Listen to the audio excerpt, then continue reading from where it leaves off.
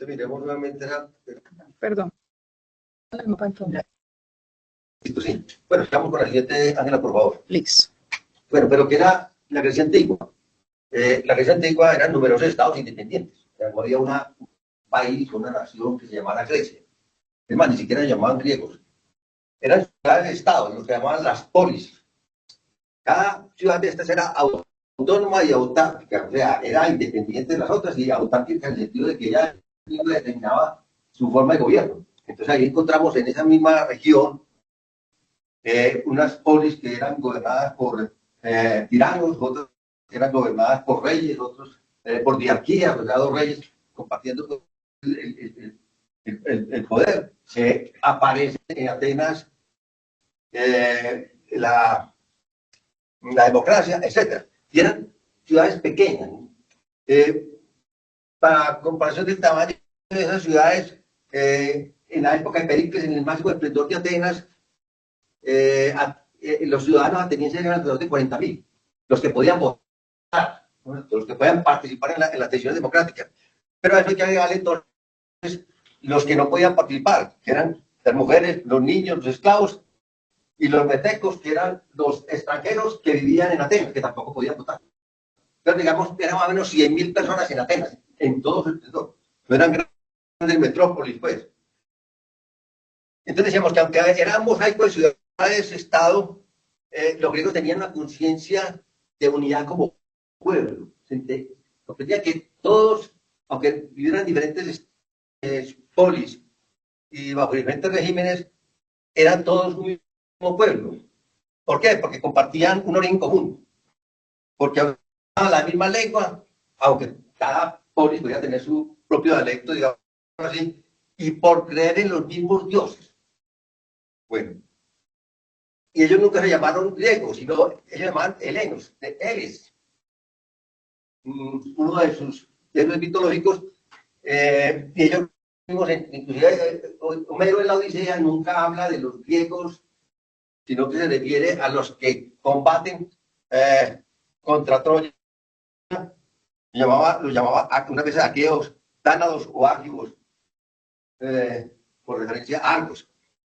La denominación de griegos se le dio a los romanos, muchísimo tiempo después, muchos siglos después, o varios siglos después, que los romanos llamaban griegos a unos helenos, que han colonizado parte de la península itálica, digamos. Entonces, esta es la civilización griega. Este sí nos permite visualizar unos sitios que son muy importantes dentro de la historia de la tragedia griega. Aquí tenemos Creta, y cuya capital es Knossos, que es la primera civilización que podemos denominar griega. Tenemos aquí Esparta, vamos a ver después porque es importante, en el Peloponeso, y Micenas, que es la segunda ciudad importante que aparece en la historia de Grecia. Primero fue Knossos, después es Micenas. Tenemos a Atenas en la Ática, a Tebas en Beocia, aquí tenemos Troya, que era la misma Ilión, que hablaban los griegos antiguos, Mileto, Éfeso, esta es la Anatolia, es la parte occidental de Turquía. Aquí tenemos el estrecho, la península de Galípoli, el estrecho de Mármara, que trae el mar de Mármara, y por aquí tenemos el Bósforo que pasa al Mar Negro. Incluso los griegos llegaron a tener colonias en el Mar Negro. La Cólquide, que se habla en Jasón y los Argonautas, cuando van a buscar el vellocino de oro, está en la Cólquide, está aquí, en el extremo oriental del Mar Negro. Digamos por ahora. Bueno, en la historia antigua de Grecia hay varias épocas. La primera, la que llamamos las culturas helénicas, son las culturas de Creta, que es la primera. Creta, desde el año 3000, empieza a aparecer una gran civilización, en Knossos. Ahí aparece el mito del rey Midas, del Minotauro. Allá llega Teseo, mata al Minotauro, y con la ayuda de Ariana, después trajeron a Ariana. Bueno, entonces todo el cuento pues, de la cultura micénica. Esa cultura empieza a decaer y más o menos en el año 1500 a.C. empieza a surgir la cultura micénica, con capitán Micenas. El territorio griego, toda la península griega, es realmente un desierto, lleno de montañas. Es muy difícil para cultivar, para tener ganado. Entonces los griegos se dedicaron fue a navegar. Tenían mares por todas partes. Se dedican a navegar y los griegos se convierten entonces en unos grandes navegantes y grandes comerciantes. Entonces, en Micenas, por ejemplo, empiezan a traer estaño a Micenas. El estaño sirve para hacer el bronce, y entonces los micénicos empiezan a fabricar unas armas, unos escudos y unas armas en bronce que le permiten imponerse a otros, y Micenas se convierte entonces, a partir del año 1500 a.C., en la gran potencia internacional, digamos, del Peloponeso y de toda la región oriental del Mediterráneo. Por ahora es que todavía no se explica muy bien, declina la civilización micénica y alrededor del año 1150 colapsa. Prácticamente Micenas desaparece. Uno va allá y ahí no hay nada, hay unas pocas ruinas de lo que era la Micenas. Dicen que por fenómenos naturales, otros que por guerras entre Micenas y otras ciudades como Tebas, etc. Y finalmente pues llegan los históricos y acaba la cultura micénica. Empieza una época oscura, más o menos unos 200, 150 años. Llamo oscura porque no hay ninguna referencia a esa época, no hay ningún escrito, ni en los griegos, ni en los griegos, que hable de qué pasó en ese territorio durante ese periodo. Pero aquí empiezan a formarse las polis.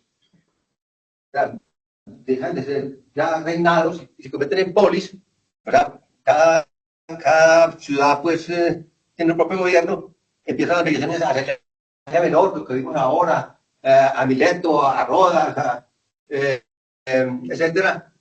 Empieza en esta época colonizarse pues la parte de la Anatolia, y a partir del año 800 más o menos empieza lo que llama la época arcaica.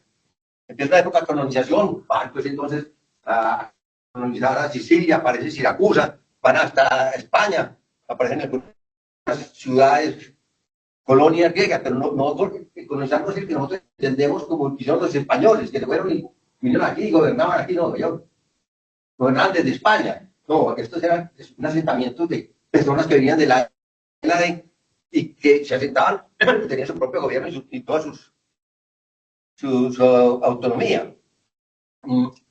Entonces, en esta época arcaica, evoluciona, pues decíamos, el gobierno de las polis, y llegamos en el año 490 al inicio de lo que llama la época clásica. Entonces, empieza el esplendor, sobre todo de Atenas. Pero vamos a ver por qué. Y después entonces tenemos el año 334, ya es derrotada Atenas en la guerra del Peloponeso, y ya acaba la época clásica y empieza la época helénica. Aquí aparece el imperio de Alejandro Magno, ya desaparece toda la democracia en Atenas. Después de la muerte de Alejandro Magno, una monarquía helénica, etc. Bueno, pero lo importante para este caso es lo siguiente. Vamos a ver que las tragedias griegas se refieren a héroes. Los héroes para los griegos eran unos seres sobrenaturales prácticamente, aunque eran humanos, eran casi que semidioses, eran unas personas que tenían cualidades superior a las humanas, son de esta época. Entonces, historias son de esta época. En esta época de Micenas se concreta o se perfecciona el panteón griego, o sea, los dioses, que eran compartidos por toda Grecia, por toda la Hélade. Y las historias de esos héroes son las que van a ser contadas aquí. En la época clásica, cuando se crea el teatro. Entonces, vamos a ver que hay unas obras que se refieren a héroes de esta época, pero héroes, como les decía, eran más que humanas, sobre todo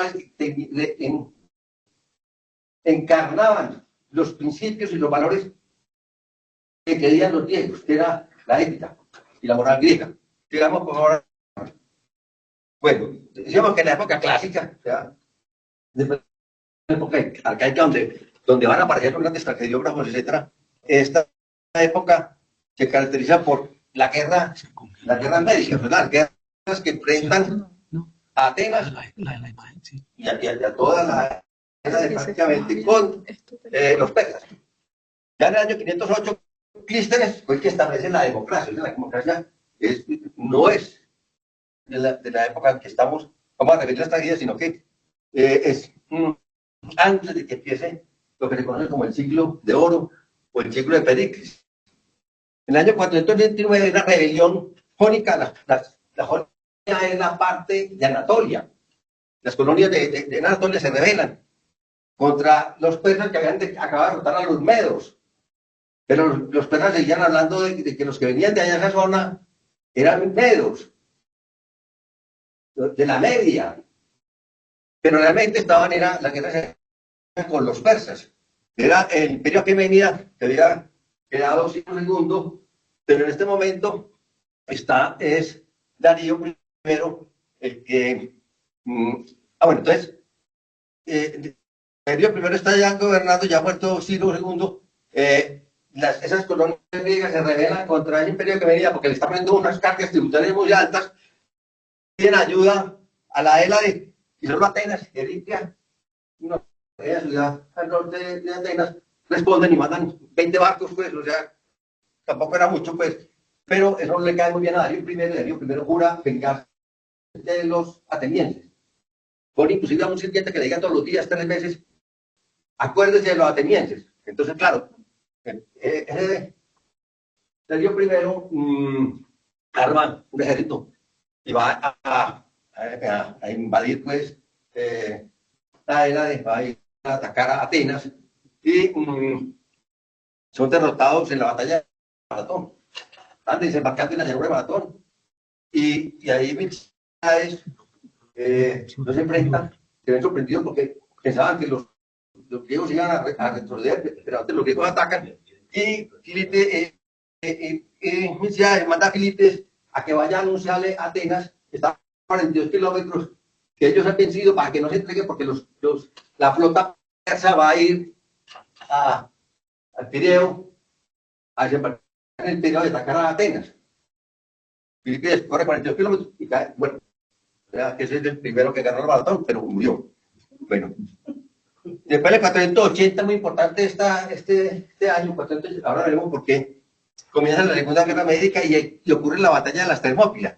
Leónidas, pues, y los 300 espartanos se enfrentan y pagan el ejército de 250.000 persas, lo detienen ahí varios días, mientras que vienen también los espartanos y se arman los atenienses. Los atenienses se retiran a la isla de Salamina, abandonan Atenas, los persas toman Atenas, queman la Acrópolis, la destruyen, pero finalmente en la batalla de Salamina, una batalla naval, son derrotados, es derrotada la flota persa.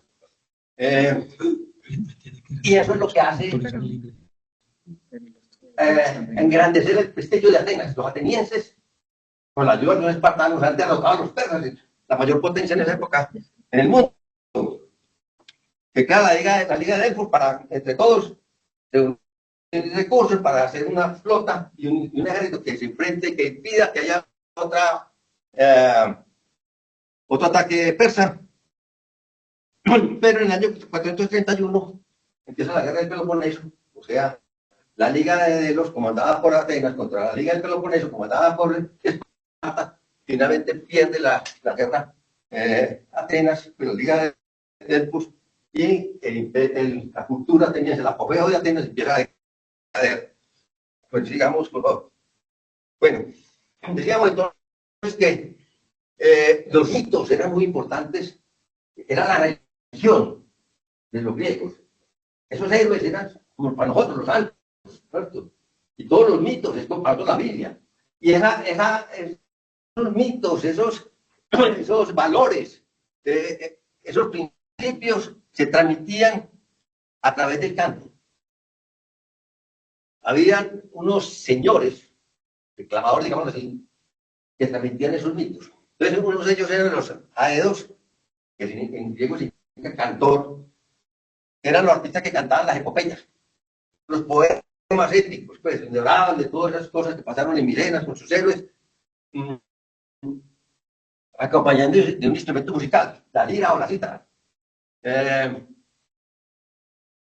Y era el creador de esos poemas. Y los creaban sin ayuda de la escritura, o sea, iban componiendo y cantándolo con el acompañamiento de un instrumento. Homero es un aedo, el que compuso muchos de los poemas. A él se le atribuye la Ilíada y la Odisea. La Ilíada tiene más de 16.000 versos, hexámetros, o sea, de 12 a 16 sílabas. Y estos aedos la recitaban de memoria. Claro que no recitaban los 16.000 versos, pues porque no acababan nunca, pero era dividido en 24 cantos. Cada canto era una historia de lo que había pasado. Por ejemplo, en Ilíada, lo que había pasado en la guerra de Troya. Bueno, pero también están los Rhapsodas.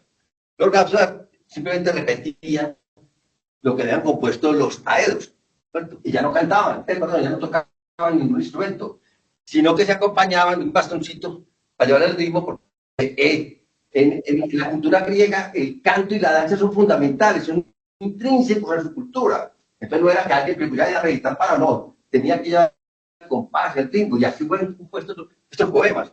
Entonces los repetían apoyados para llevar el ritmo con el rap, y por eso eran los razas. Entonces el teatro griego va a cambiar esa forma de contar las historias. Así era como se transmitían desde la época de Micenas. Eran historias de mitos griegos. Pero el teatro, que aparece en el siglo VI y V antes de Cristo, va a cambiar radicalmente la forma de contar esos mismos mitos. Digamos. Entonces, antes del teatro había una cosa que llamaba ditirambo. Era un rito religioso. Un rito religioso en honor a quién, a un dios, el dios Dionisio. Era un dios que nosotros miramos a Baco, el Dionisio latino, el de los romanos. Era el dios del vino, el dios de la juerga. Pero realmente Dionisio era también el dios de la fertilidad. ¿Cierto? Por eso Dionisio era representado también por un palo. ¿Por qué? Porque era el que hacía fértil la tierra y el que producía, el que permitía que hubiera hijos. Entonces, y también era un rito alegre. Entonces, ¿qué consistía el rito? El rito era que venía un grupo de personas, un coro de personas, 40 o 50 personas disfrazadas de sátiros. ¿Sátiros qué? Sátiros es una figura mitológica, digamos así, que es mitad hombre y mitad cabra. La parte de abajo es el cabra, pero la parte de encima es un hombre. ¿verdad? Entonces, estas personas vienen disfrazadas de sátiros, que son el acompañamiento de Dionisio. Y esas personas vienen dirigidas por uno que se llama el Polifemo. El que les dirigía, pues, y el que improvisaba, porque ¿qué hacían estas personas? Cantaban, bailaban y danzaban, pero el Polifemo inventaba, improvisaba sobre las historias relacionadas con Dionisio, sus hazañas, de dónde venía Dionisio, qué hacía Dionisio, etc. Entonces, en este momento, fuera de eso, ese rito era muy bueno, gustaba mucho en los griegos, porque el bailar y el cantar y la alegría que se manifestaba en el rito producía una sensación de comunión con el Dios y que participaban en el rito. Era como una experiencia espiritual. Y entonces hizo muy populares los ditirambos. Y también Dionisio recibía el culto muchas veces en forma de máscara. O sea, esta es la máscara de Dionisio. Entonces ponían a Dionisio en un árbol. Colgaba la máscara de Dionisio en un árbol. y a eso le cantaban, los de eso le cantaban y hacía pues, toda la bulla. Era una especie de chirimía, pero religiosa. Entonces, también por eso la máscara de Dionisio es como el símbolo del teatro. Bueno, digamos, ¿de dónde entonces sale el teatro griego? Decíamos que antes del teatro griego estaba los ditirambos. Para Aristóteles, escribe su poética 80, 100 años después, la tragedia griega había nacido en el Peloponeso, o sea, en la zona, a partir de Titiramo, en Atenas, obviamente. Que es un canto por alto, me había dicho, y que explica por qué se llama tragedia, porque viene de la palabra tragodia, que significa canto de machos cabríos. Era el canto que hacía la gente de Sático, un macho cabrío. Un carnero, digamos, pues, no sé. Bueno, este tramo originalmente era improvisado, como decíamos ahora, pero se va perfeccionando y después se empiezan a escribir unas especies de, ¿qué? De diálogo, pues ya no de... Bueno, queda por escrito lo que va a decir el corifeo y lo que va a responder el coro.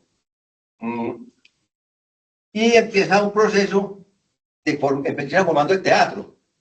El corifeo empieza a separarse del coro y comienza a dialogar con el coro. Entonces ya no es el corifeo el que está, pues, pero a través de varios años, pues, que va perfeccionando el tiramo. Entonces ya el corifeo no solamente es el único que va hablando y cantando y hablando de Dionisio, sino que ya el corifeo dice una cosa y el coro le responde. Es un diálogo entre el coro y el corifeo.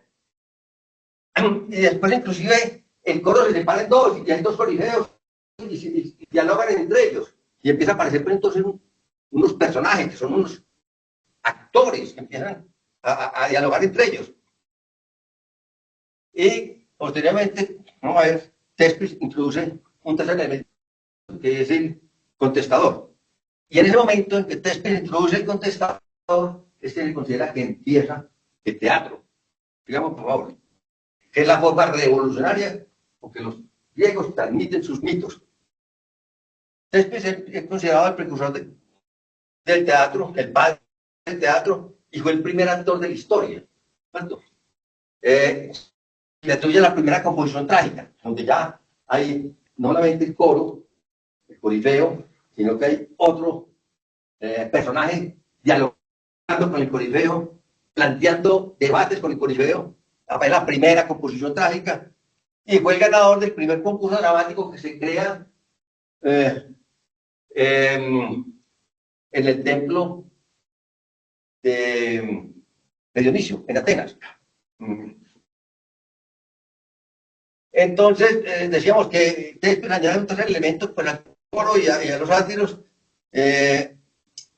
y además incorpora pues, un segundo actor, fuera después del corifeo, y ese actor se llama el Hipócrates. Viene la palabra hipócrita. ¿No? Ese era un personaje, alguien que encarnaba un personaje que dialogaba con el corifeo. Entonces ese era el Hipócrates, y después entonces viene el tipo hipócrita, es un tipo que aparenta lo que no es, ¿no? Porque eso era lo que hacía realmente el Hipócrates.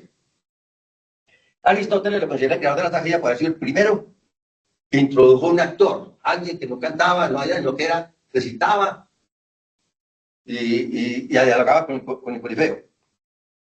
Y ese primer por del teatro griego va a ser perfeccionado por tres grandes tragediógrafos, los tres grandes tragediógrafos, Esquilo, Sófocles y Eurípides, en el orden cronológico que aparece primero Esquilo, Sófocles y después Eurípides.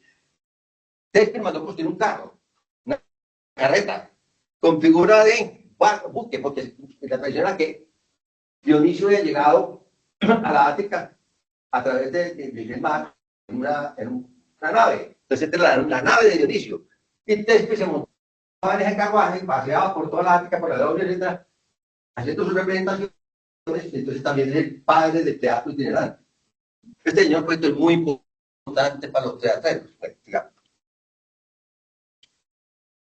En el año 534, estamos hablando de la segunda mitad, digamos así, del siglo VI, el tirano Pisístrato, en Atenas, había llegado la democracia. Estaba Pisístrato el tirano. Tirano era alguien que se había apoderado del poder total, pero tenían cosas buenas. Pisístrato tuvo muchas transformaciones importantes.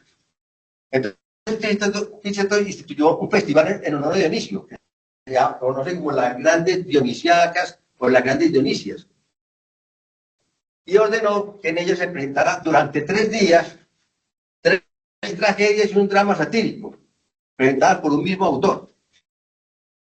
La comedia es la otra parte del teatro griego, una parte es la tragedia y los dramas satíricos, y la otra parte es la comedia. La comedia aparece muy posterior, en el año 487 a.C.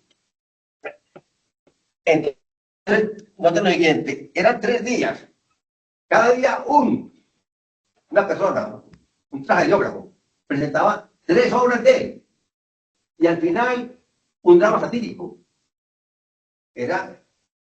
Bueno, y eran 3 tragediógrafos distintos. Noten ustedes el esfuerzo tan grande que hay para que una persona componga 3 tragedias y un drama satírico para presentarlo un solo día. No puede volver a presentar esa cosa nunca más.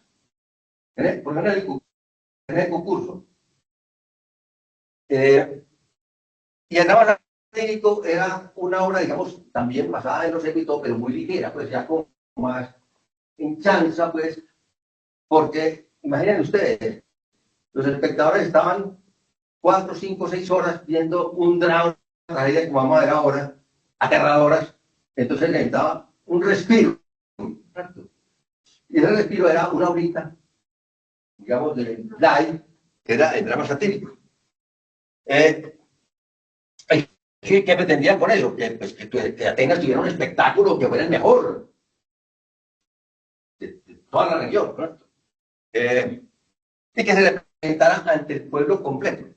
Lo pongo entre comillas porque el pueblo completo eran solamente los ciudadanos y los extranjeros que llegaban, vamos a ver en qué época sería esta gran herencia, que llegaban a Atenas a comerciar, ¿cierto? Y a llevarle tributos a Atenas. Digamos que Temple fue el primer ganador del concurso de las grandes Dionisiacas, y para finales del siglo VI ya esos concursos dramáticos se habían extendido por toda la Hélade, solamente en Atenas.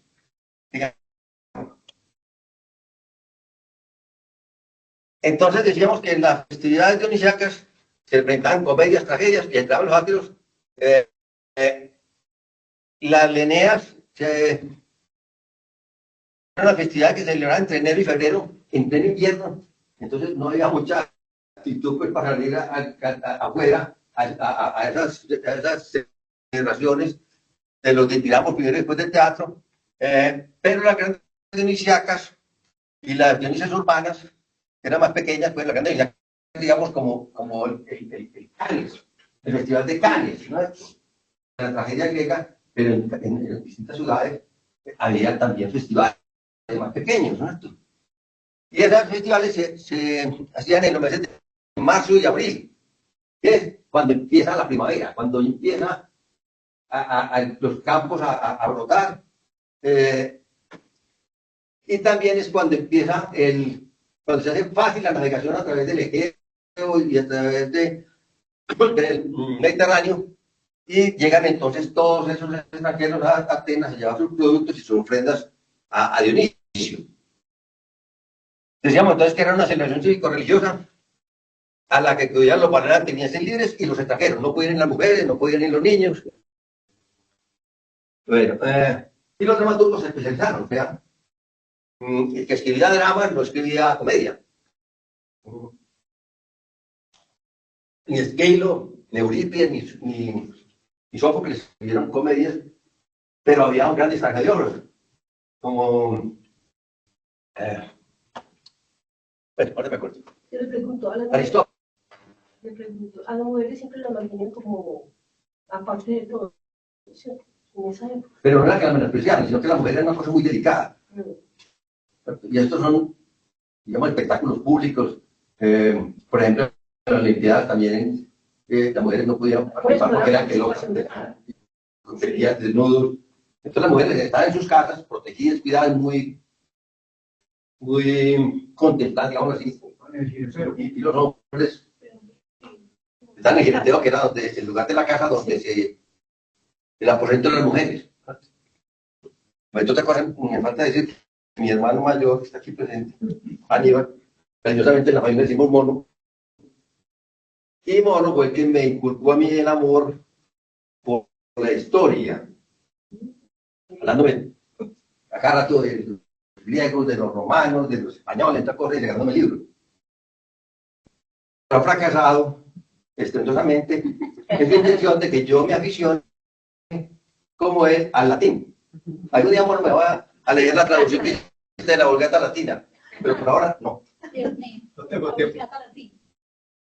Bueno, entonces decíamos especialidad, Aristófanes es el gran comediógrafo griego, sigamos.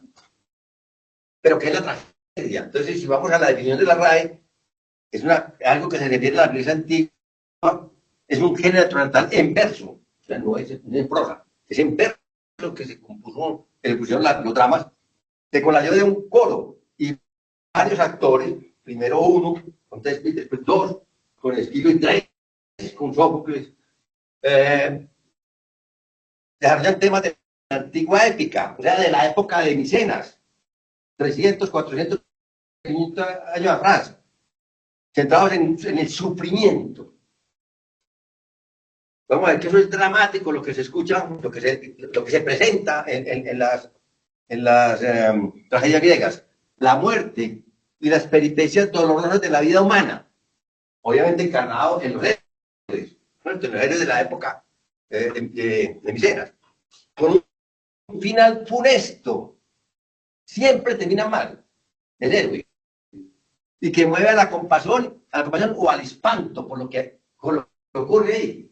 Uno se conmueve, y los espectadores lloraban, que como vi, y se terrorizaban de lo que estaban viendo. Digamos. Decía Aristóteles en su poética, esto es desde años 300, la tragedia es la imitación de una acción de carácter elevado. O sea, no se está hablando de chismes de parroquia, no, estamos hablando de proezas de héroes, completas. O sea, se cuenta una historia, un episodio, dotado de cierta extensión, en un lenguaje agradable, obviamente eran versos, era bonito, tenía cadencia, llena de belleza en particular, ven. Imitación que ha sido hecha o lo es por personajes en acción, o sea, no es una persona recitando como los dedos o como los rasgos, sino que es dos personajes, tres personajes, un coro en acción. Una interpelación. Hipócrita griego significa que se trata de una máscara, porque los actores griegos les ponían máscara. Y coturno eran los zapatos que eran los actores. Vamos a ver ahora uno, más adelante. Bueno, personaje en latín es máscara. Y personaje es el que la máscara, pues, el sujeto que hace el papel detrás de una máscara. Exactamente, por eso Dionisio Son todas máscaras. es el origen del teatro, digamos, del teatro, porque era la representación de la máscara de Dionisio. Bueno. Que movían a compasión y a temor, ¿cierto? Y que obraban en el espectador, decía Aristóteles, una purificación, lo que llamaba catarsis. La catarsis es eso, es una purificación, es pasar por unos sentimientos profundos, dolorosos, y finalmente como liberar toda esa tensión que se genera. Entonces, los espectadores durante 4 o 5 horas están sometidos a una tensión, a unas emociones violentas, y finalmente al terminar, y con el drama satírico, salían liberados, digamos así, del teatro. Bueno, apretemos aquí porque no me aguanto las ganas. Hay un núcleo aquí, y es que esta es la escuela de Atenas, de Rafael Sáenz. Entonces aquí tenemos a Venus, el personaje de Aristóteles, y aquí Platón. Y aquí tenemos a Atenea y Apolo, otros de los grandes personajes de las tragedias griegas, y otros muchos personajes que si me pongo así de enumerarlos, no acabo nunca. Sigamos, por favor, avancemos ahí.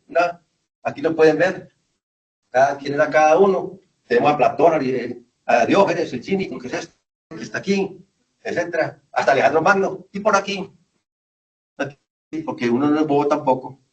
El 20 es Rafael Sancho, porque estaba, obviamente, esa era, digamos, la pletoria de grandes mentes. Entonces Rafael se puso ahí, también hacía parte de eso. Ponte un otro día aquí, por favor. Lo llamaban el divino.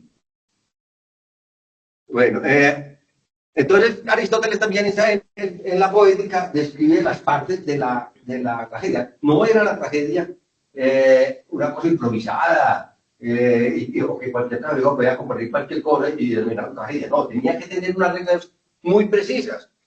Entonces, la tragedia estaba compuesta de varias partes.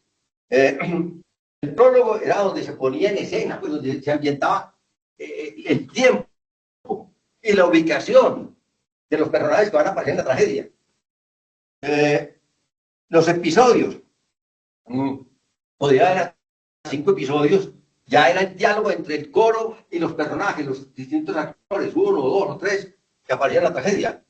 Es la parte más importante, porque es precisamente donde se cuenta toda la historia y después el pensamiento e ideas del personaje, de cada uno de los personajes, ahí es donde hablan los personajes y expresan lo que están sintiendo. El estagno es la parte lírica en la que cantan los coros y es la parte también del autor, ya no es el personaje, sino el autor expresa sus ideas políticas, filosóficas y religiosas. Entonces el personaje dice una cosa y el coro le contesta, no, yo, eso no es así. ¿Pero quién está hablando? Está hablando es el autor, el tragediógrafo. Y por último, el éxodo. El éxodo que era cantado pues por coro, ya en la parte final, ya en la salida, donde el héroe reconoce su error, porque siempre el héroe que va a morir, va a perecer, va a ser castigado, reconoce que cometió un error y entonces el coro canta. Lo que el héroe quiere decir para reconocer errores, y muchas veces ese error lo conduce a la muerte, al destierro, lo que sea. Es donde aparece la enseñanza moral, porque vamos a ver que el espíritu de la tragedia es transmitir los valores de la cultura griega. Sigamos, por favor. Entonces, ¿cuáles son las características de la tragedia? Es una forma literaria, ¿no? Teatral, se representa, y dramática, porque lo que narra es dramático. El lenguaje es solemne, o sea, una poesía solemne, poesías que vienen de la épica, cuyos personajes protagónicos son ilustres, o sea, no es cualquier vecino de parroquia que aparece ahí, sino que son los héroes de la época micénica, que se ven enfrentados de manera misteriosa, muchas veces inexplicable, invencible, no pueden vencer ese destino que les depara a causa de un error fatal o una condena de carácter. Alguien comete un crimen, un error, vamos a ver ahora, y ese error no solamente lo paga, sino que lo paga toda su descendencia. Eso es muy importante para los griegos. Usted no haga cosas malas, porque es que no solamente es usted el que va a sufrir las consecuencias, sino que es toda su descendencia, ¿cierto? O por una cuestión de carácter. Por ejemplo, ya se embarraca y finalmente haya de lo que es Atenea y se suicida. Entonces, todo eso. Entonces decía acá, se enfrenta a un destino fatal, el fatum, creando conflictos cuyo final es irremediablemente siempre termina en que el héroe es destruido, muere, enloquece o nunca se vuelve a ver, a mencionar en las historias. Latín, te voy a explicar. Bueno, voy a explicar todo lo que pasa que tiene un verbo. El verbo latino tiene tres raíces. Una raíz para el presente, una raíz para el pasado y una raíz para los derivados verbales.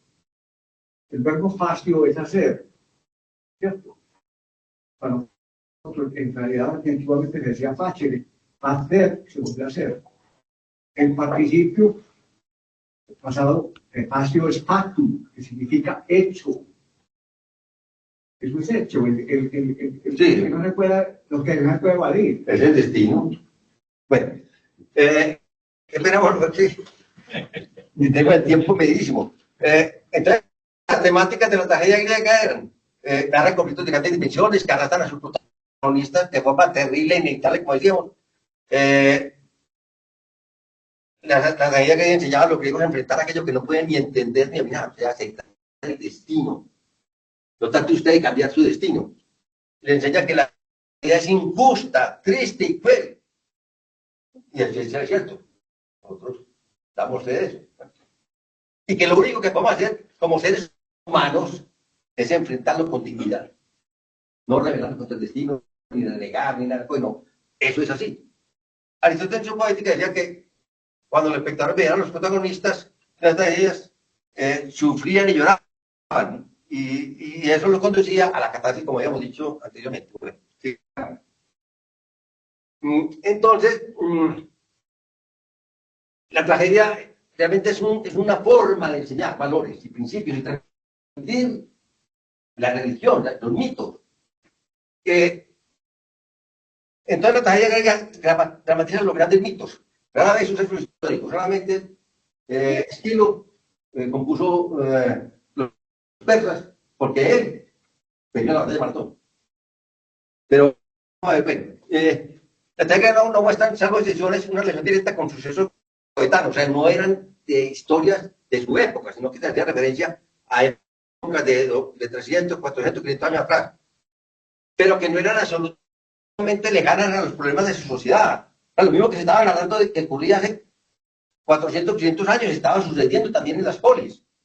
Se propone que los espectadores reflexionen sobre cuestiones profundas que afectan a las polis y a cada uno de ellos. Era el momento de reflexión. Que, hombre, me está pasando esto, pero esto fue lo mismo que pasó hace 500 años. Y era lo que condujo eso. Bueno, entonces, vemos como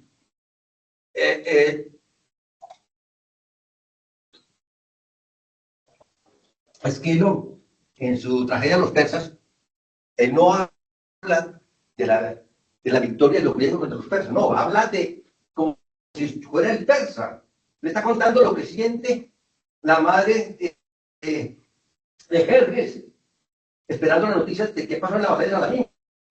La angustia de como mamá, la angustia de los persas esperando sus soldados que están combatiendo en Grecia. ¿Con qué sentido? Nosotros ganamos le ganamos los persas, pero igualmente los persas perdieron vamos a ver ahora, por lo que llaman la ibris, el orgullo. Entonces, ojo, que no fue para lo mismo. Ese es el objetivo de los persas de Esquilo. Y en Ajax, Sófocles no se recuerda con el poder de Ajax, que después de Aquiles era el mejor que tenía los aqueos cuando están atacando a Troya, sino que lo que narra es las consecuencias del orgullo, ¿cierto? De Ajax, del que se pega porque no le entregan las armas de Aquiles. Bueno, para demostrar a los griegos que esa soberbia, ese orgullo, lo puede conducir a la muerte. Lo mismo que le pasó a Ajax. Para los griegos era muy importante dos conceptos, la ibris y la robosimi. La ibris era la desmesura del orgullo y la arrogancia, lo que le pasó a Ajax, ¿cierto? Lo que la pelea va a pasar a Creonte cuando se enfrenta con Antígona, que le impiden enterrar el cadáver de Polinices, su hermano, y que conduce a la muerte de Antígona, de Temón, el hijo de Creonte, la señora de Creonte, o sea, todas esas tragedias por orgullo.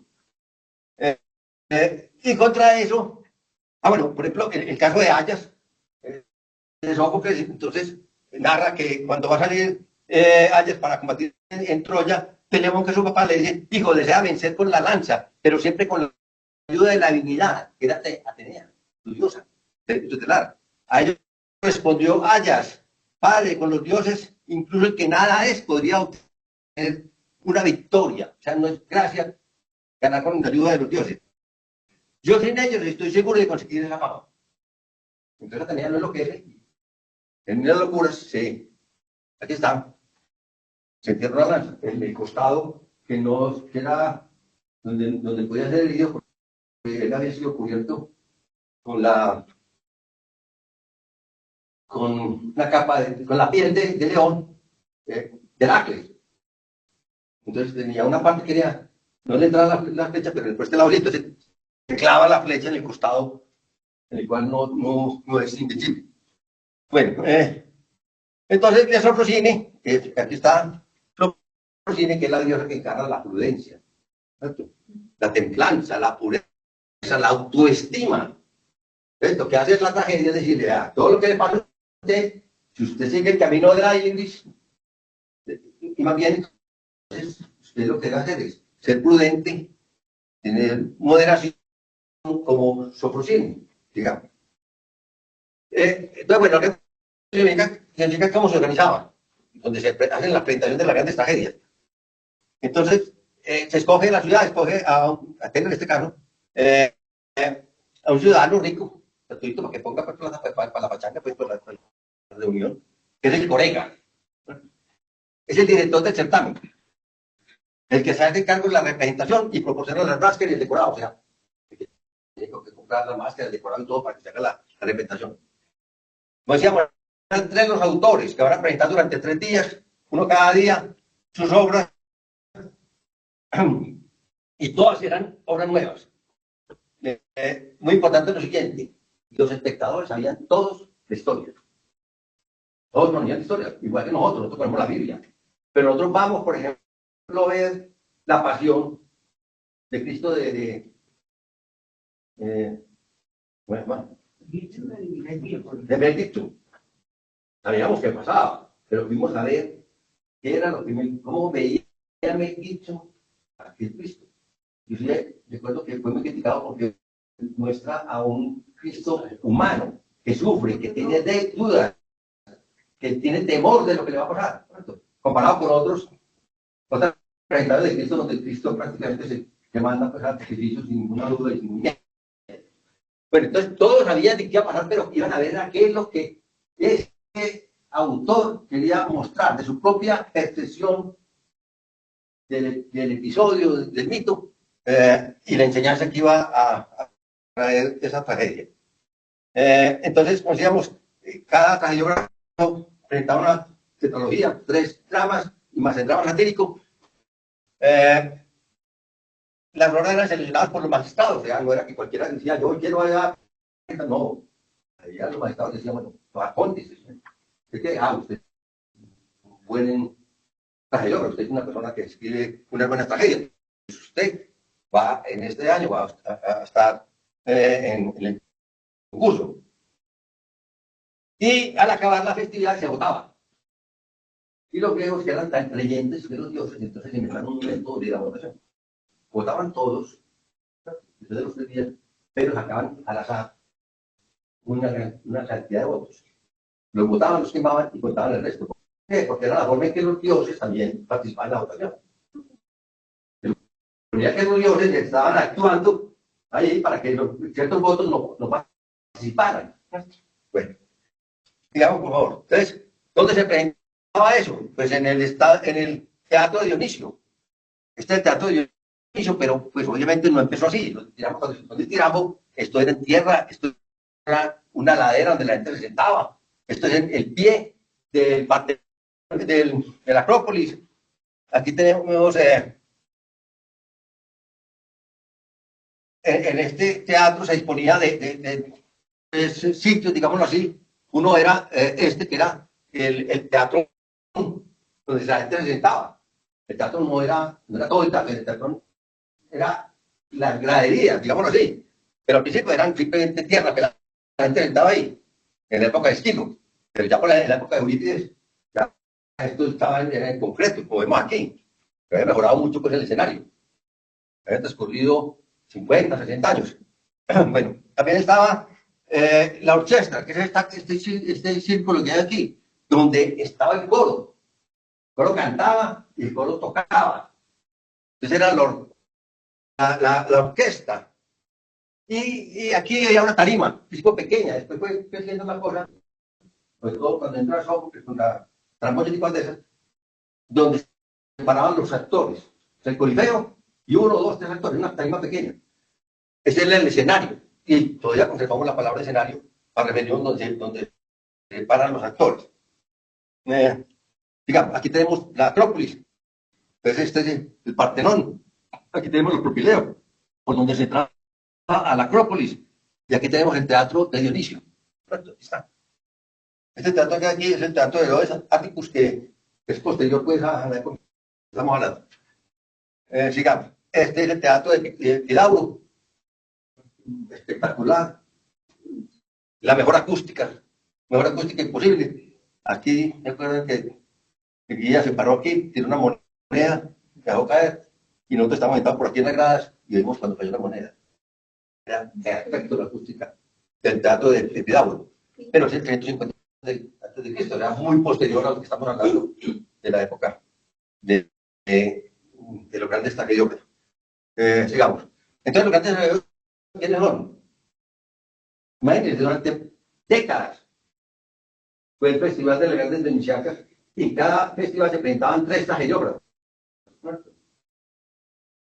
Y cada tragediógrafo presentaba 3 tragedias y un drama satírico. Entonces, ¿cuántas tragedias se compusieron? ¿Y cuántos tragediógrafos participaron? Podemos hablar de decenas. Desafortunadamente o afortunadamente, solamente se conservan obras enteras de 3 tragediógrafos. ¿Pero por qué se conservan? Porque los mismos griegos y posteriormente los bizantinos, y posteriormente en la época de la Edad Media, etc., siempre se consideraron que eran las mejores obras que se habían presentado en el Festival de Dionisio. Las otras, hay pequeños fragmentos, otras solamente hay referencias por allá en algunos historiadores antiguos, pero solamente hay 3 tragediógrafos en los cuales se conservan obras completas, que son Esquilo, el primero, era de una noble familia, imagínense, para poder también escribir 3 tragedias, que no puedo trabajar. Bueno, entonces, tiene que haber gente modisto. Obviamente, Esquilo era una familia rica, luchó, pero embargo, luchó contra los persas, luchó en la batalla Maratón y en la batalla de Salamina, y posiblemente en la de Platea, donde es la victoria final de los griegos contra los persas. Esquilo escribió 82 piezas, por lo menos. Algunos dicen que más de 90. Y ganó el certamen de las grandes Dionisíacas en 3 oportunidades. Y solo fue vencido por Sófocles. Y Sófocles, cuando le venció, se retiró a Sicilia. Después de la derrota, pues se va para Sicilia y muere en Sicilia. Gala, o sea, Pela. Esta es la historia de la muerte de Esquilo, para que no te la consulten, es. No, el que era. Pues, él era un augurio, había augurado que él iba a morir cuando le cayera la casa encima. Entonces el hombre se mantenía afuera, no dormía en la casa, porque iba a caer la casa encima. Estando paseando, pasó un águila, tenía una tortuga, la tortuga creo que era una roca, que estaba viendo y era la cabeza de Esquilo, dejó caer la tortuga y mató a Esquilo. Pero eso era poco. Pero era para denotar también los griegos que con esa historia que era que el destino no se podía evadir. Él había dicho, usted no va a pasar una casa. Entonces le cayó, llegando a evitar eso, le cayó la fe. Digamos, entonces, ¿qué hizo Esquilo? ¿Qué hizo Esquilo? Ahora, digamos, tanto es, él era muy orgulloso, era de su participación en las guerras médicas, no en las tragedias, que había ganado muchas veces los concursos de tragedias. Él redactó el epitafio decía, epitafio de Esquilo, lo redactó. En esta tumba yace Esquilo, hijo de Euferión, ateniense, era Atenas, muerto en Gela, donde se presupone que le cayó pues la tortuga, la rica en trigo, ¿no? Estamos en Sicilia. De su valor que hable el afamado bosque de Maratón, participó en la batalla de Maratón, y en medio del arca cabellera, y eran de los persas que tenían la cabellera larga. Y no eran medos, eran persas que bien lo han probado, el valor de Esquilo. En Esquilo, ¿qué es lo importante? Sus tragedias hablan del sufrimiento humano, es el tema principal de sus tragedias. Es el conocimiento, el aprendizaje a través del sufrimiento. ¿Cierto? El Pate y Matos que nos enseñaron a nosotros cuando estábamos chiquitos. Cuando no me acuerdo en el colegio que si uno no traía tarea, entonces ponían uno la mano y le pegaban un reglazo. Entonces uno aprendía así, con el sufrimiento. Esquilo dijo las reglas fundamentales del drama trágico. Se le atribuye la introducción de máscaras y coturnos. El coturno es esto, eran unos zapatos altos, unas patas de patagorma. ¿Por qué? Porque para que lo vieran los de atrás. Está parado en la llega, pero para que por último lo vieran, usaban los coturnos. Y mientras más alto fuera el coturno, más importante tenía el personaje. Claro, exactamente. Por eso decir que ese tipo de alto coturno es que es muy importante. Porque se destacaban con respecto a los otros actores. Bueno, Sófocles también nació en el demo de Colono. Demo es la unidad, digamos, administrativa más pequeña en la Hélade. En Atenas habían 136 demos. En uno de esos demos nace Sófocles, se quita Atenas. Es un tipo afortunado, de buena familia, muy apuesto, era un dandy completo, un tipo de sociedad, como diríamos ahora. Participaba activamente en la vida política de Atenas. En la primera vez que participó fue que derrotó a Esquilo, que venía invicto de una larga trayectoria en el concurso. Compuso 120 obras, entre esas Edipo Rey, Antígona y Electra, que son consideradas las tres obras dramáticas, las tres tragedias mejor elaboradas y que han sido representadas más veces en el mundo. Desafortunadamente se conservan 7 de las tragedias que compuso Sófocles, pero tuvo al menos 20 triunfos. Imagínense pues la importancia de Sófocles. Vivió muchos años. Murió el mismo día, perdón, el mismo año de Eurípides.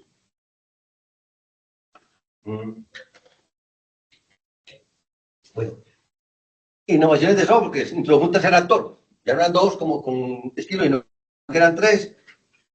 Ya no hablaba, ya no componía una trilogía, una historia y balaba con otra, sino que eran 3 dramas distintos, independientes. Introdujo la escenografía. Y también el monólogo. En Ayas, que en Edipo hay unos monólogos donde el actor se luce. Digamos que tenemos muy poco tiempo. Y después viene Eurípides. Es el más universal porque Eurípides ya empieza a bajarle el tonito a los héroes, ya no son esos héroes decididos, infalibles, sino que ya son unos héroes más humanos. Las mismas historias que contaba Esquilo, las mismas historias que contaba Sófocles, pero desde un punto de vista mucho más humano. Fue amigo de Sócrates, y Sócrates dice que no iba a los concursos a ver las tragedias, sino solamente iba a las que presentaba Eurípides. Pero en el año 408, con todo lo que está pasando con la guerra del Peloponeso, decide salir de Atenas y se va para Macedonia, donde muere 2 años después. Escribió 92 obras, de las cuales sobreviven 18 tragedias y un drama dramático, el único dramático completo que perduró. Pero solamente tuvo 4 triunfos, no era muy popular, era muy buen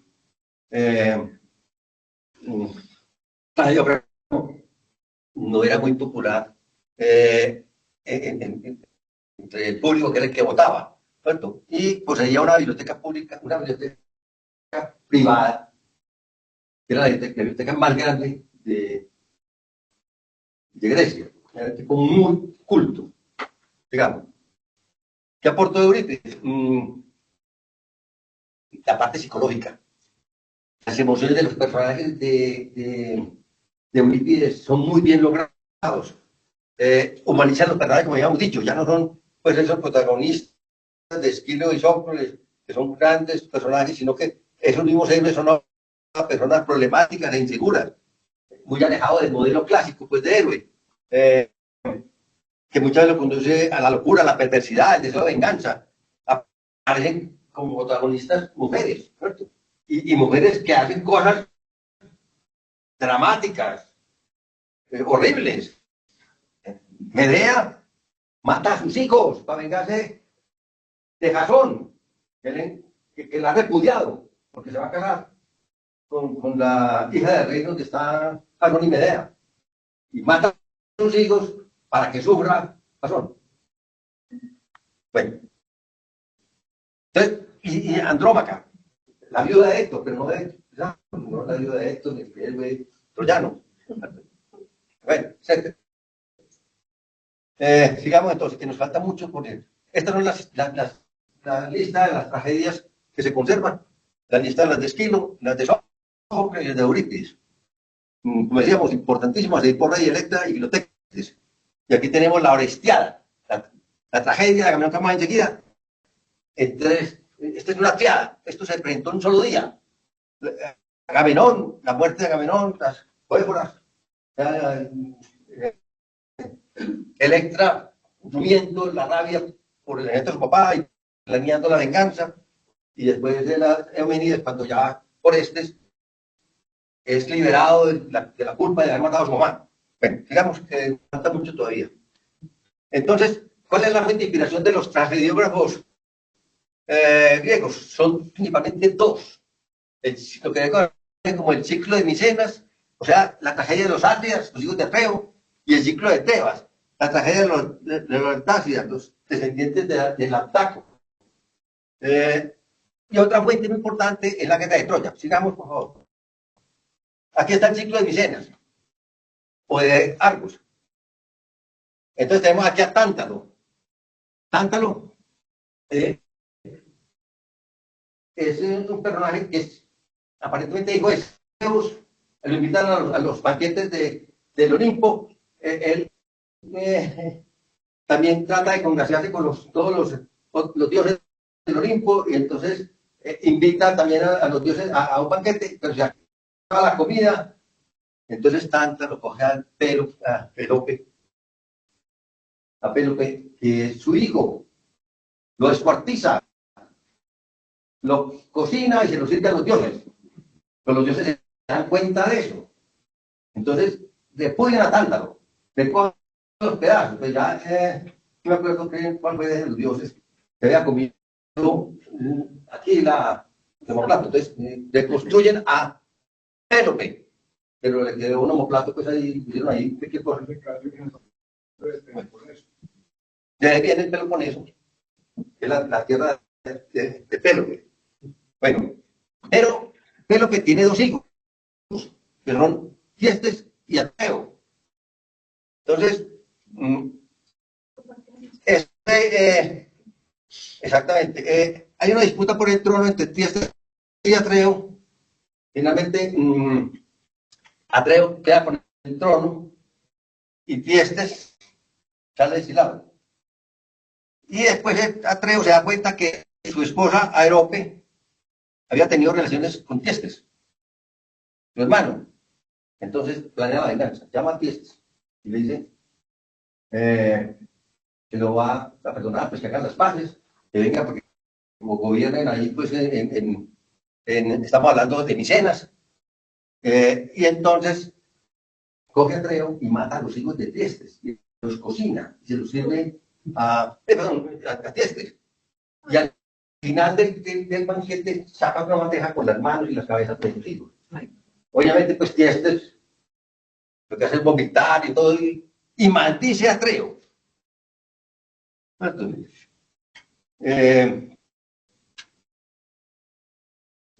Y a su descendencia. O sea, la maldición de Atreo va a caer sobre toda su descendencia. Tiestes también tiene otro hijo que se llama Egisto, que lo tuvo con la hija de Tiestes. Uno le dice que tiene un hijo con la hija, ese hijo va a matar a Atreo, y efectivamente lo mata. Pero bueno, ya digamos, Atreo tiene ya dos hijos, que son Agamenón y Menelao. Finalmente, Agamenón va a ser el rey de Micenas y Menelao el rey de Esparta. Y se casan con 2 hermanas, Agamenón con Clitemnestra, y Menelao con Helena. ¿Y esa Helena es quién? La Helena de Troya. Y entonces, Agamenón y Clitemnestra tienen 3 hijos, Ifigenia, Electra y Orestes. Sigamos, por favor. Una pausa aquí, a propósito de Agamenón. En estos días hubo mucha burla en los medios periodísticos por una expresión del presidente que mencionó como erróneamente, como en una guerra final. El Armagedón. No, es que confundió con Agamenón con Argamedón. Argamedón. Armagedón. El dios del mundo. Sí, Agamenón es el mismo. es ese. Entonces, él habló de Pero no fue de este Agamenón y de la Armagedón. Entonces llegamos para que tengamos tiempo de... Bueno, entonces, todo esto ya lo hemos contado. Bueno, sigamos. Entremos a la parte importante. Agamenón, para casarse con Clitemnestra, mata al marido de Clitemnestra, que está casada, con Tántalo. Pero no el mismo Tántalo, el bandido, o si no, pues a su hijo, para destruir los dioses, sino otro Tántalo. Mató al esposo de Clitemnestra. Y Agamenón y Clitemnestra tuvieron 3 hijos, Ifigenia, Electra y Orestes.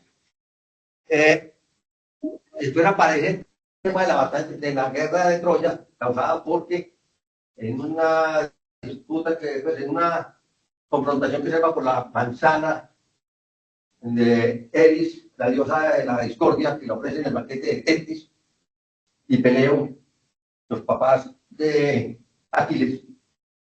Hay una disputa y entonces el que va a dirimir quién es la, porque la manzana decía, para la más bella, quién es la más bella, esa disputa la resuelve Paris, lo nombran el juez, y Paris escoge a Afrodita como la más bella, contra Hera y contra Atenea. Y a Afrodita le ofrece entonces, para que vote por ella, le ofrece la mujer más bella que había. ¿Y quién era la mujer más bella que había? Era Helena. Entonces Helena entonces está casada con Menelao.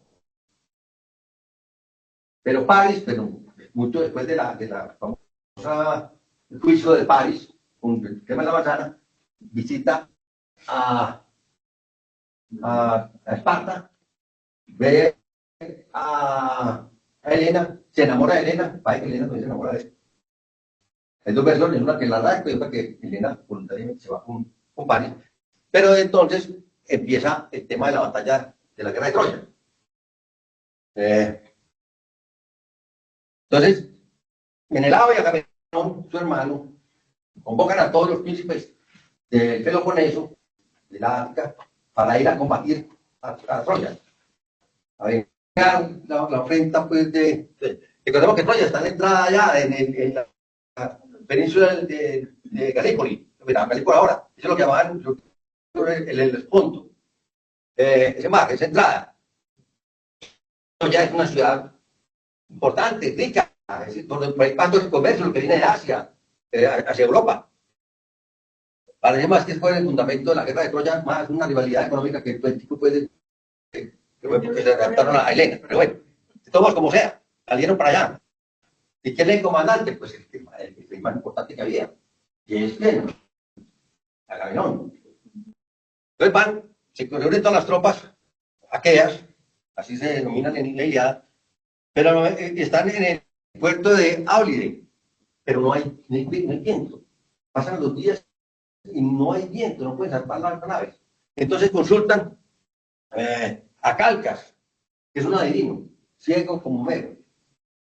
Los adivinos pueden ver el futuro y pueden explicar el pasado. Entonces, una Calcas, bueno, Calcas, ¿qué es lo que pasa? Entonces Calcas dice que es que Artemisa, la diosa de la casa, está enojada con Agamenón porque Agamenón mató a un siervo sagrado de Artemisa.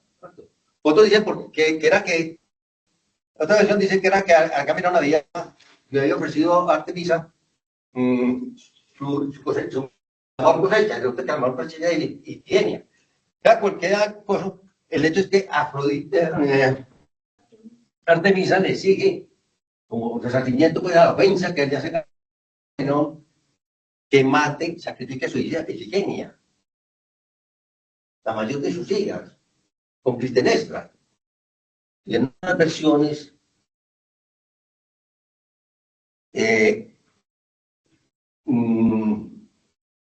Agamenón sí mata a Ifigenia. En otras, como en Eurípides, aparece Artemisa con un ciervo y lo cambia por Ifigenia. Pero el cuento es que Agamenón va a sacrificar a su hija Ifigenia, la hija de Clitemnestra, digamos. Bueno, se va Agamenón para la guerra, dura 10 años, la guerra de Troya, y vuelve. Y vuelve a Micenas con Casandra. Casandra es la hija de Príamo.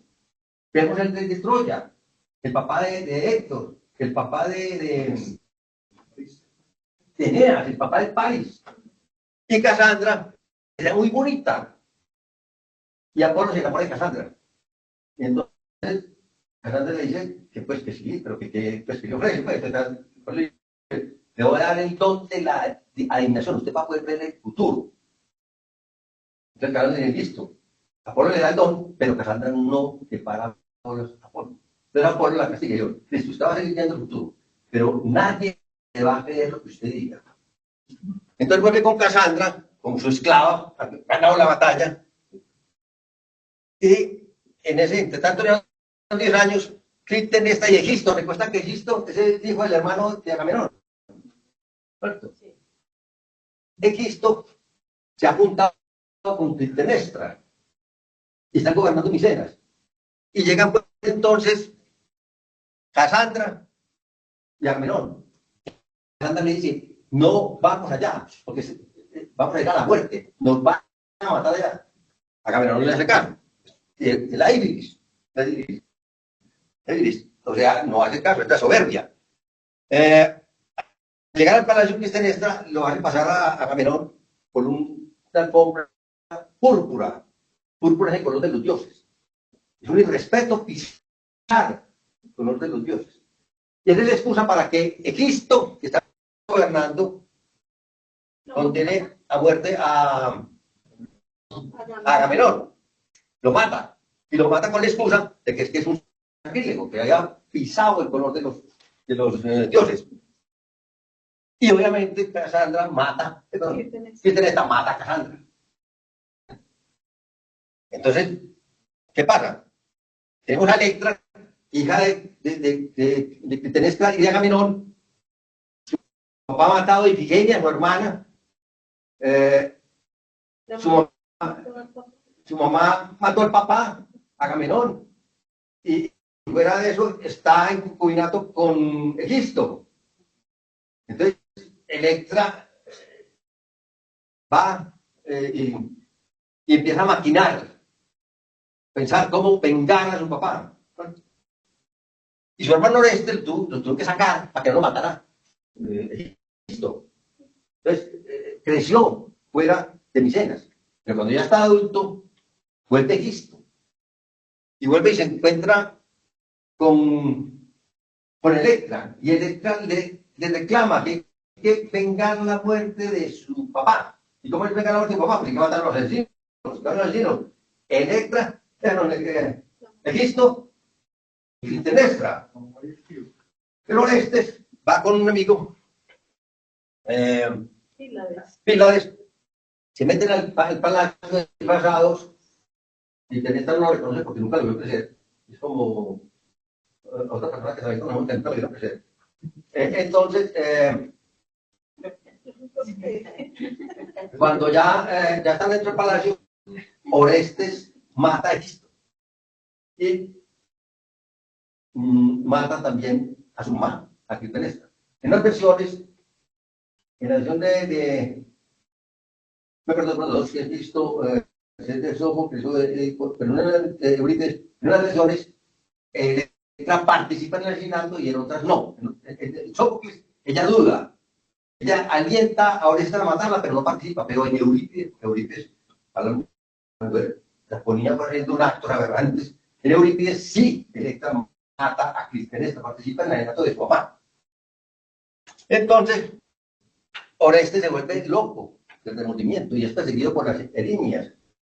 Las erinias son las diosas de la venganza de los crímenes de sangre. Como tú también, ¿no? Son las mismas furias romanas. Lo atormentan. Son las que vengan los parricidios, los crímenes contra la familia, de su propia familia. Entonces, Orestes es perseguido por las erinias, se está volviendo loco, pero después entonces, cosas también pues, que son de los dramas, pero una libertad literaria, diríamos así, aparece un juicio a Orestes en el Areópago, que era una zona ahí en Atenas, una roca, donde se hacían los juicios, donde los jurados eran por sorteo. Y en ese juicio aparece Atenea, la diosa tutelar de Atenas. Estamos en Atenas, estamos en una cosa que fue en Micenas, y aparece Orestes en Atenas, ¿cierto? Y ante un jurado que se formó 200 años después, pero allá aparece Orestes y es liberado. Entonces, y se casa con Hermógenes, que es su prima, hija de Menelao y Helena. En Esquilo, la única trilogía que se conserva que es la Orestiada, es precisamente compuesta por 3 obras. Agamenón, las Coéforas. Las Coéforas son unas esclavas que están con Electra, que la acompaña Electra a la tumba de su papá y se representan por el coro a hacer las libaciones. O sea, las libaciones que un acto, como cuando uno va al cementerio de San Pedro, que lleva flores, ellos llevaban vino y agua y sobre la tumba regaban vino y agua en las libaciones. Entonces las coéforas son las que acompañan, pues unas esclavas de Electra que las acompañan en esos ritos. Entonces,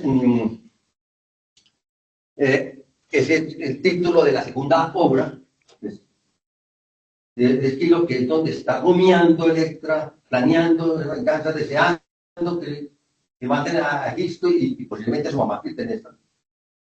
Y aparece Orestes y mata efectivamente a Egisto y a Clitemnestra. Y la tercera, que son los Eumínides, los griegos no llamaban a las erinias por su nombre. ¿Por qué? Porque les da miedo, porque eran tan bravas. Les da miedo que le llamaran por su nombre. Entonces no le llaman erinias, no, Eumínides. Entonces, estas Eumínides son las que ayudan para que Atenea esculpe la pena de Orestes. No sé lo que es, pues, de remordimiento. Bueno, ahí termina el ciclo de Micenas. Como ven, las historias que se cuentan son dramáticas. Y eso es lo que cogen Esquilo, Eurípides, Sófocles. Aparte de eso, cada obra es una parte de toda esta tragedia de los aqueos, para durante varios años ir mostrando pues distintas facetas de esta tragedia que ocurrió 300, 400 años antes de que se presentara la obra. Desafortunadamente son las 11:50. Bueno, las tragedias asociadas con eso, decíamos aquí, las Agamenón, las Coéforas y las Eumínides. Y también Sófocles tenía Electra, una Electra distinta de la Electra de Eurípides, ¿cierto? En esta de la Electra no participan en el asesinato de Clitemnestra, en esta sí. Y Efigenia, pues, eso es una hora. A ver, son las 11:50. Nos falta la historia del ciclo de Tebas. No sé, si quieres continuamos. Se empezó muy tarde. Empezamos muy tarde, pero si no están cansados, continuamos porque es otra historia todavía más dramática. Entonces, sigamos. Pero vamos a resumirla. Este es el árbol genealógico de la familia de los plantáceas, de los descendientes del Tártaro. Lo importante aquí, para ir resumiendo, es que Layo es el rey de Tebas, casado con Yocasta. Pero Layo tiene un pecado muy grave, que lo van a pagar toda su descendencia. Es que Layo tuvo que refugiarse, porque había una disputa por el trono, en la corte del rey Pélope, de Pisa, que tiene un hijo que se llama Sipo. Sipo es un muchacho. Cuando va Layo allá, Layo es un adolescente. Y Sipo es un muchacho más joven. Entonces, Pélope le pide a Layo, que era un buen jinete, había sido adiestrado pues para la costumbre griega como guerrero, dice que instruya a su hijo Tísico en el arte de conducir caballos y carrozas. Resulta que Layo se enamora de Tísico, pero Tísico no le para bola. Pues. Entonces Layo rapta a Tísico, lo viola y Tísico de la vergüenza se suicida. Entonces Pélope maldice a Layo y le pide a Zeus que Layo no tenga descendencia y que si la tiene, el hijo que tenga lo va a matar. Y efectivamente Zeus dicta esa condena a Layo. Obviamente Layo, así no, yo no atendí, pues, ¿no? Pero alguna vez le pegó una buena prenda y su esposa, Yocasta, era una persona bonita. Se acuesta con Yocasta y Yocasta engendra un niño. Entonces, cuando se engendra el niño, sabe Layo que ese niño lo va a matar a él. Entonces, ¿qué hace? Yo no lo mato porque las líneas se van a vengar en mí. Es el pecado de sangre de haber matado a mi hijo. Entonces le pide a un sirviente que lleve, digamos, por favor, que lleve a ese niño a un monte, a ver.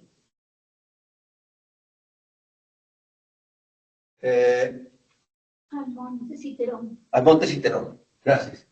Llega al monte Citerón y le dice, llévelo allá y lo deje, para que lo coman los animales. Y para que no tenga ninguna forma de escaparse de la muerte, chúrele los pies con una víbora, un pasador, pues, un proto.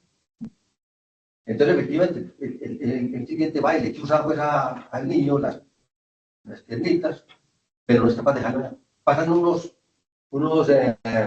pastores y ven la escena pues, él con el niño, y entonces el siguiente le entrega a los pastores el niño. Y después le dice, no, nosotros nos llamamos el niño. Obviamente el niño ya tiene pues, la herida en los pies, se le hinchan los pies, bueno, y lo lleva, digamos, por favor, eso. Lo lleva a Pólibo, que es el rey de Corinto. Pólibo no tiene descendencia. Entonces lo acoge con su señora y lo cría como si fuera su hijo. Entonces Edipo, y se llama Edipo porque Edipo significa pies hinchados. O sea, con esa figura que le metieron, se hincharon los piecitos. Entonces Edipo, los pies hinchados, crece como hijo de Pólibo, el rey de Corinto. Ya grande, entonces Edipo le da por irse a consultarle el oráculo. Le diga pues que va a ser en su futuro. Entonces el oráculo le dice que él va a matar a su papá. Entonces Edipo dice, no, yo no vuelvo a Corinto. ¿Cómo voy a matar yo a Pólibo? Que es mi papá. Entonces decide irse a Tebas, donde está Layo, donde está su papá real. Entonces sale para Tebas y entra en el camino, en una zona muy estrecha, se encuentra ¿con quién? Con Layo. Con Layo va con otros sirvientes, van de cacería, o van con unas recopas ahí, y empieza una disputa entre Layo y Edipo sobre quién tiene prelación para pasar. Layo es el rey, va con una corte, pues van con varias personas, y todo, y entonces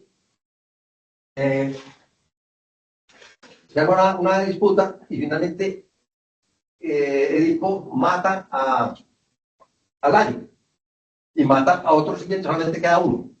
Y ese uno cuando regresa a Tebas dice que el año muerto porque hubo un grupo grande de personas, de maleantes que lo cercaron y como eran muchos, mataron al año, mataron a alguien que realmente había escapado y cuando realmente habían luchado contra Edipo.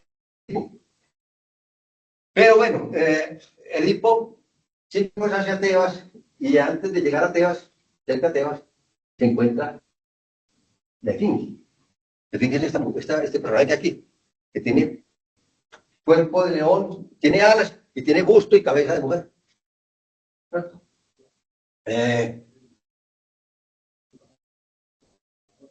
Era la señora, la esposa de Zeus, mandó a la Esfinge, previamente en venganza porque Layo había violado a Crisipo. Entonces, ese fin que a todo el que pasa le hace una pregunta, un enigma. Si no lo responde bien, le fin que lo mata. Entonces llega, están hablando hoy a Tebas, esa finque, Tiresias, que es un adivino, así como Calcas es en Micenas, en Tebas, el adivino es Tiresias, dice que el que venza, el que libre a Tebas de la finque va a ser el rey, porque ha muerto Layo, y se va a casar obviamente con la reina viuda, que es Yocasta. Entonces, Edipo se enfrenta a la Esfinge, que le presenta el siguiente enigma, que es ser provisto de una sola voz, camina primero de 4 patas por la mañana, después sobre las 2 patas al mediodía, y finalmente con 3 patas al atardecer. Y Edipo responde, el hombre, que cuando es niño camina en 4 patas gatella, adulto camina sobre 2 patas y cuando es viejo se apoya en un bastón. Pues pareciera como... Pero bueno, como que nadie saltaba en esa época, entonces estaban acabando pues con los habitantes de Tebas. Entonces, cuando ya se ve vencida, ya se ve derrotada, su orgullo, su ibris, hace que se tire con un despeñadero y libra entonces Edipo del tormento a los tebanos. Entonces Edipo llega obviamente, Teresa había dicho, el que libre a Tebas de la que se casará con Yocasta. Entonces llega Edipo allá y el mismo lo acogen, o el héroe, y efectivamente se casa con Yocasta, pero no sabía que era su mamá. Bueno, tienen 4 hijos, Eteocles, Polinices, Antígono e Ismena.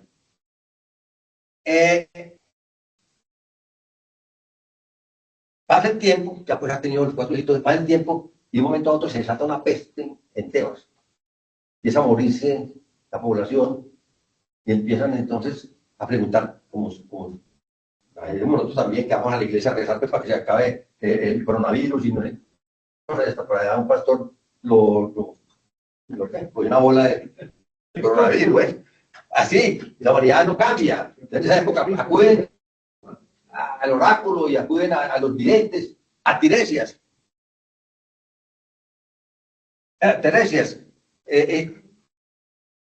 Y le pregunta, bueno, díganos usted que es vidente, usted que ve todo eso, y sabe el pasado y el presente, díganos por qué está esta peste acabando con los habitantes de Tebas. Entonces, Tiresias le responde que es Zeus está enojado porque el pueblo tebano no ha vengado la muerte de Layo. ¿Cómo así que matan a su rey? Y nada, y todo el mundo está tranquilo. Hay que encontrar el culpable de la muerte de Layo. Entonces Edipo dice, yo lo voy a encontrar y lo voy a castigar con la mayor severidad. Y empieza a preguntar y a investigar y todo. Y dice, hombre, no te pongas con eso, hombre, hazlo así, que eso te va a traer gracias a vos y a Tebas. Pero que Edipo, en su soberbia también, dice, no, que yo voy a contarle, lo voy a castigar. Entonces, en tantas averiguaciones, se encuentra con el sirviente que lo había llevado de niño al monte de Citerón, al monte Citerón, y también interroga después al sirviente que iba con Layo cuando él se encontró preso. Entonces, en esas investigaciones se da cuenta que él fue el que mató a Layo. Pero detrás, ahí, en esa conversación detrás, está oyendo Yocasta. Y Yocasta se da cuenta entonces que ella se había casado con su hijo. Un crimen gravísimo para los griegos. Y que había tenido 4 hijos por él. Entonces Yocasta se suicida. Y entonces también Edipo muerto del remordimiento, aunque no tiene la culpa de lo que ha pasado. Pero él ha cometido un crimen gravísimo para los griegos. Entonces, Edipo coge una figura y se chuza los ojos. Queda ciego. Y los hijos, que Teucles y Polinices, lo juzgan porque ha cometido un crimen de sangre. Él no sabe que era un crimen de sangre, pero el hecho es que él lo cometió. Por eso decíamos que las tragedias hablan de unas situaciones en donde los héroes se enfrentan a las cosas que no son culpables, pero que les caen la desgracia. O sea, él no lo quería hacer, pero lo hizo. Entonces sus hijos lo condenan, y lo condenan al ostracismo, a salir de Tebas. Ciego.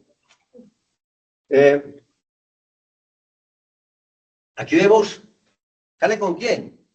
Sale con Antígona, con su hija.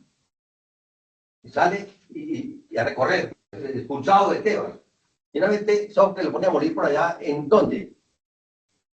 En Colono, el tema donde había nacido Sófocles. Allá va a morir en su tragedia Edipo, rey, Edipo. Pero Edipo, antes de salir, maldice a sus hijos. Y dice, ustedes se van a matar uno contra otro.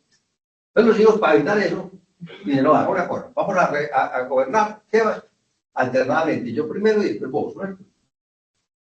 O sea, dice yo primero. Y al año yo te tengo el poder a vos. Pero cuando tocó el turno a Polinices, entonces no, señor, qué pena, pero no, ya ese pacto no me gusta. Entonces, Polinices se va a Argos, la ciudad rival de Tebas, bajo de sus enemigos. Y allá se casa con la hija del rey de Argos. Y desde allá planea cómo recuperar su trono, que le había quitado su hermano, Teucles. Entonces arma un ejército. Y el ejército está comandado por 6 argivos, o sea, 6 príncipes de Argos, más él, es el príncipe de Tebas. Y van y atacan la ciudad, tiene 7 puertas. También le dice a Teucles, no te enfrentes con tu hermano, te la arruinan los dos. Escoge cualquier puerta para defenderla, menos la por la que va a atacar Polinices. Pero entonces, no, yo me voy a enfrentar con él. Efectivamente se enfrentan. Y ambos mueren. Polinices, ella le devuelve a Teucles, muriendo, también lanza a Polinices y mueren los dos. Cumplieron la maldición de papá, de Edipo. Ese es el motivo de una tragedia escrita por Esquilo, los 7 contra Tebas, donde Esquilo defiende la posición de Teucles. Teucles es un faltón. No le ha querido cumplir la promesa de su hermano Polinices, pero Teucles está defendiendo la ciudad de Tebas contra sus enemigos, que son los antiguos, los de Argos. Entonces, para Esquilo, el que tiene la razón es Teucles, en la lucha que se enfrentan. Entonces, bueno, los dos, ¿y quiénes son el poder? Creonte, hermano de Yocasta, el tío de ellos, y el tío de Antígona. Y Creonte lo primero que hace es decir, vea, denme todos los honores como héroe a Eteocles, el que estaba vendiendo la ciudad. Pero a Polinices no. No permito que se entierre a Polinices, porque él ha traicionado a su ciudad, a su polis. Entonces, el cuerpo de Polinices queda tirado a las afueras de las murallas de Tebas. No lo pueden enterrar. Resulta que los dioses en la religión griega ordenan que se entierren los cadáveres, porque es la única forma que pueden ir a Hades, donde viven los muertos. Y si no se entierra, esa no va a quedar vagando, como nuestro, ¿cómo se llama? Limbo. Nuestro limbo. Entonces, Antígona ve el cadáver de su hermano. Tirado ahí, entonces Antígona por la noche va y le esparce encima tierra y libaciones, agua y vino, para darle un ceremonial, para que su hermano Polinices pueda bajar a Hades. Entonces, al otro día, Creonte se da cuenta que alguien hizo eso, y le siguen los guardianes que averigüen quién fue el que lo hizo. Entonces los guardianes limpian otra vez toda la tierra que le había echado Antígona, la dejan de caer ahí, entonces Antígona otra vez ve su hermano y sepulto. Entonces vuelve por la noche, pero ya los guardias están pendientes y descubren que es Antígona la que está haciendo los funerales de Polinices. Entonces, Creonte había dicho él que trate de enterrar a Polinices, está condenado a muerte. Y ve que su sobrina, Antígona, la muchacha misma que salió con Edipo como Lazarillo. La figura de Antígona es una de las figuras más hermosas que hay en la tragedia griega. Entonces Antígona se enfrenta, en Antígona de Sófocles, se enfrenta contra Creonte. Y Creonte le sigue, que respete su mandato de que no puede enterrar a Polinices, pero Antígona dice, yo por encima de sus leyes humanas está la ley de los dioses, que me exigen enterrar a Polinices. Y si usted me quiere matar, máteme, pero yo no voy a dejar de enterrar a mi hermano. Entonces Creonte la encierra en una cueva, a que muera, pero le deja agua y comida por unos días para ver si Antígona se arrepiente y le pide perdón. Pero Antígona entra a la cueva con esa solemnidad, enfrentar su destino, va a la cueva y en la cueva se ahorca. Hemón, el hijo de Creonte, está enamorado de Antígona. Y Hemón va a la cueva tratando de rescatar a Antígona. Pero cuando la encuentra muerta. Entonces, Hemón se suicida. Entonces sale a dar la noticia al palacio de que Antígona y Hemón están muertos. Entonces la esposa de Creonte se suicida. ¿Verdad? Creonte, por su orgullo, por llevarse esa ibris, lo conduce a que muere Antígona, muere Hemón, muere su esposa. Realmente queda destruido Hemón. Y ahí acababa la tragedia de las nazis. Entonces tenemos 7 contra Tebas de Esquilo, la guerra pues entre los argos y los tebanos, Edipo rey de Sófocles, digamos, culmen con Antígona, de lo que es la tragedia, las suplicantes de Eurípides y la fenicia de Eurípides. Bueno, después, a otro día, a otra ocasión, se ánimos de ustedes y también mío, hablamos de la actividad del ciclo troyano, porque también es muy extenso. Entonces, hasta aquí lo que quería presentarle, disculpa que nos hayamos entendido mucho, pero yo creo que valía la pena. Hay una cosa que tengo que decir. Falta, ¿cierto? Y de ahí viene fatalidad. Y fatal. O sea que fatal y fatalidad tienen de hecho. Voy a hacer. Bueno, muchísimas gracias por la atención. En una parte es Ifigenia y Ifigenia. No, Ifigenia, con I. Ah, bueno, entonces, sí, Ifigenia. está escrito con E. Yo puse con E. Sí, una No, cosa con E. Ifigenia. Bueno, muy amablemente, muchas gracias.